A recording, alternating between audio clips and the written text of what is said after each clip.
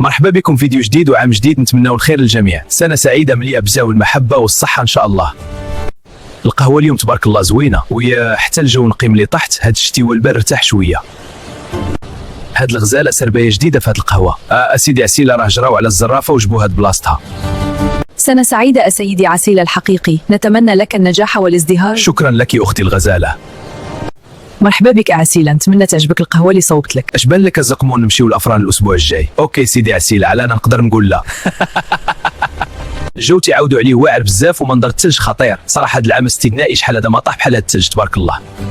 ومن بعد نمشيو نكمدوا عظامنا في مولاي يعقوب. ويا شحال هذا ما تحمل صاحة بغاتها الوقت.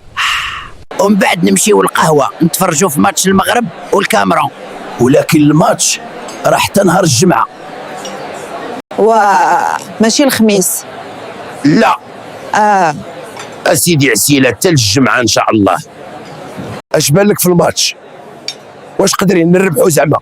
إلا ترجلوا الدراري علاش لا، راه العرس في بلادنا زعما. هذا راه مباراة مصيرية، والكاميرون عندنا معاه حساب قديم. وياه هذه فرصة مناسبة نردوا لهم شوية من الكريدي القديم. ولكن راه كاينين اكراهات او ناحي النحلة تعطب. صراحة بانت بلاصتو حتى قلنا رجع حكيمي ودبا تعطب وناحي. شحال التخمين ديالك زقمون المباراة؟ انا تنقول 2-1. انا ان شاء الله غير 1-0.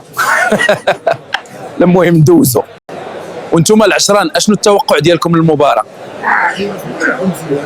كتبوا لينا في الكومون التوقع ديالكم. ولا تنسوا الإعجاب والاشتراك فضلا وليس أمرا.